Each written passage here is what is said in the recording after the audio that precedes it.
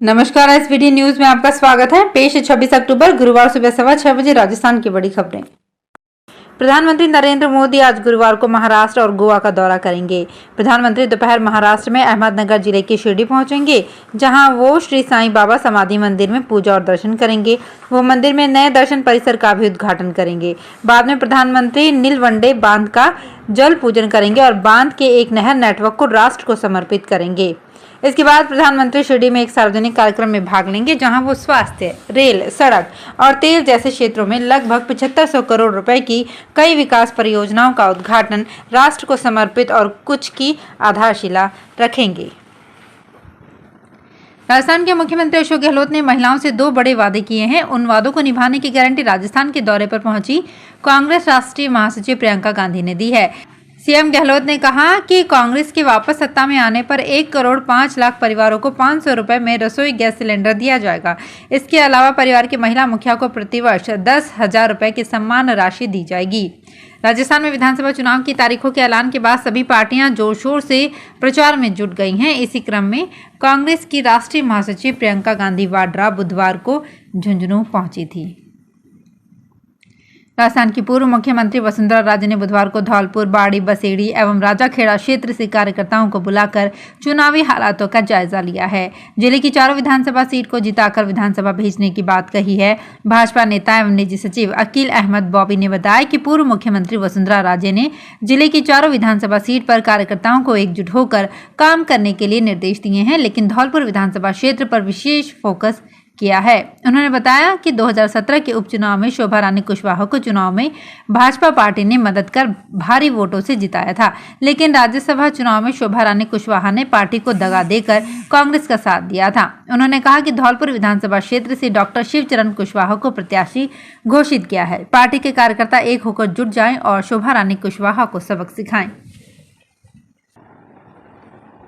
राजस्थान विधानसभा चुनाव को लेकर पुलिस द्वारा की जा रही नाकाबंदी के दौरान हाईवे से गुजरने वाले वाहनों में कैश और अन्य कीमती सामान मिलने का सिलसिला लगातार जारी है।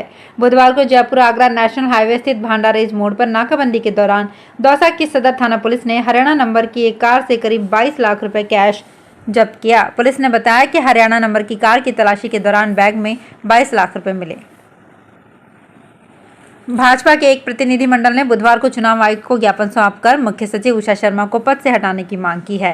ज्ञापन के बाद नेता प्रतिपक्ष राजेंद्र राठौर ने पत्रकार वार्ता में कहा कि राजस्थान के मुख्य सचिव उषा शर्मा का कार्यकाल राज्य सरकार की सिफारिश के आधार पर बढ़ाया गया था, उसे लेकर हमने आपत्ति दर्ज करवाई है। उन्होंने कहा कि आयोग ने जो निर्देश दिए हैं उसमें लिखा है कि चुनाव में स्क्रीनिंग कमेटी बनी है जो निष्पक्ष चुनाव के साथ शिकायतों की सिफारिश चुनाव आयोग को भेजती है। इस कमेटी की अध्यक्षता मुख्य सचिव कर रही हैं। उनकी सीधी तौर पर चुनाव आयोग से संलिप्तता है। ऐसे में उन्हें एक भी दिन पद पर रहने का अधिकार नहीं है। चुनाव की घोषणा के साथ ही उन्हें अपने पद को छोड़ देना चाहिए था। इस दौरान पूर्व राज्यसभा सांसद नारायण पंचारिया, श्रवण सिंह बगड़ी समेत अन्य नेता मौजूद रहे। जयपुर कमिश्नरेट पुलिस ने बुधवार को जयपुर सेंट्रल जेल में औचक निरीक्षण कर जेल में बंद कैदियों और बंदियों की जांच की, लेकिन पुलिस को इस दौरान जेल में कोई भी अवैध वस्तु नहीं मिली।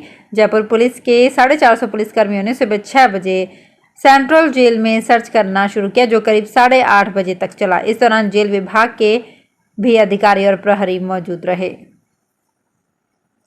जयपुर में जवाहर कला केंद्र के साउथ विंग में Umang art and craft silk expo चल रहा है। 6 अक्टूबर से शुरू हुए इस क्राफ्ट फेयर में देश भर के आर्टिजन्स अपनी कला का प्रदर्शन कर रहे हैं।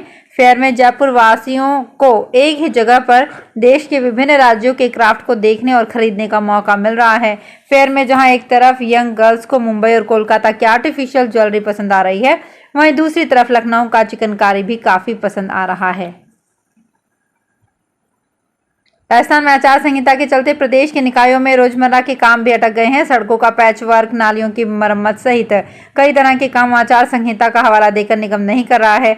उधर पट्टों पर सीएम अशोक गहलोत का फोटो होने की वजह से लोगों को सामान्य दरों पर पट्टे भी नहीं मिल पा रहे हैं। गहलोत सरकार ने लोगों को उनके मकान का पट्टा देने के लिए 2 अक्टूबर 2021 को प्रशासन शहरों के संग अभियान शुरू किया था। अभियान के तहत लोगों को रियायती दरों पर पट्टे दिए जा रहे थे। सरकार ने अभियान की तारीख को 30 मार्च 2024 तक बढ़ा दिया था, लेकिन आचार संहिता की वजह से इसे रोक दिया गया है। अजमेर कलेक्टर डॉक्टर भारती दीक्षित राजकीय कन्या महाविद्यालय में निरीक्षण के लिए पहुंची। उन्होंने प्रशिक्षणार्थी कार्मिकों को गलियारों और परिसर में घूमता देखा तो नाराज हो गई। बाहर कैसे घूम रहे हो? आप चुनाव ट्रेनिंग को गंभीरता से लीजिए, वरना हमें एक्शन लेना पड़ेगा। कुछ इस अंदाज में जिला निर्वाचन अधिकारी डॉक्टर भारती दीक्षित ने बुधवार को राजकीय कन्या महाविद्यालय में निरीक्षण के दौरान नाराजगी जताई। उनके तेवर देखकर अफसर भी सख्ते में आ गए। राजस्थान विधानसभा चुनाव और सावा की जुगलबंदी ने इस बार प्रशासन की नींद उड़ा रखी है। पहले केंद्रीय चुनाव आयोग ने देव उठनी एकादशी पर 23 नवंबर को मतदान की तारीख तय की थी, लेकिन विभिन्न सामाजिक संगठनों की मांग पर इस तारीख को बदलकर 25 नवंबर कर दिया गया है। इसके बाद भी जिन घरों में शादियां हैं वो परिवार चिंतित नजर आ रहे हैं। सावा और विधानसभा चुनाव की डिमांड को देखते हुए इस बार तय किया गया है कि स्कूली बसों का भी अधिग्रहण किया जाएगा। परिवहन विभाग की ओर से स्कूली बसों के अधिग्रहण की तैयारी शुरू कर दी गई है। देव उठनी एकादशी का बड़ा सावा होने की वजह से ज्यादातर निजी बसें शादी के लिए बुक की जा चुकी हैं।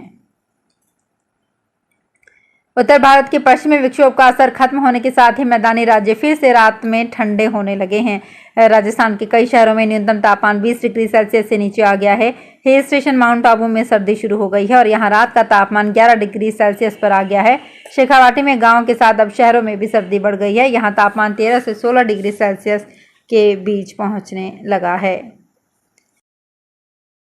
राजस्थान विधानसभा चुनाव को लेकर प्रदेश में आचार संहिता लागू होने से पशुओं के लिए शुरू की गई कामधेनु पशु बीमा योजना मझधार में अटक गई है।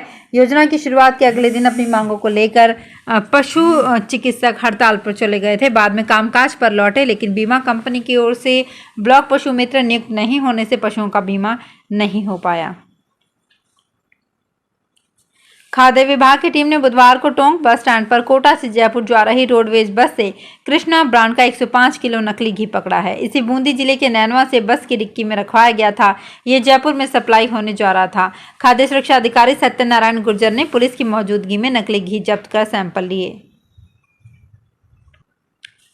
इंटरकॉन्टिनेंटल होटल्स एंड रिजॉर्ट्स की जयपुर में एंट्री हो चुकी है। शहर के टोंक रोड स्थित होटल क्राउन प्लाजा अब परिवर्तित होकर इंटरकॉन्टिनेंटल जयपुर में तब्दील होने जा रहा है। IHG होटल्स एंड रिजॉर्ट्स की लग्जरी और लाइफस्टाइल पोर्टफोलियो अब जयपुर की राष्ट्रीय गौरव और संस्कृति के मेल को पुनः परिभाषित करेगा। इसी के तहत बुधवार को होटल परिसर में अनवीलिंग कार्यक्रम का आयोजन किया गया। इस दौरान होटल के जनरल मैनेजर और regional general manager Nalin Mendiratta ने बताया कि भारत के तीसरे इंटरकॉन्टिनेंटल का जयपुर में खोला जाना हमारे लिए गर्व की बात है। राजस्थान में जैसे जैसे वोटिंग की तारीख नजदीक आ रही है, वैसे वैसे मतदाताओं की संख्या में इजाफा हो रहा है।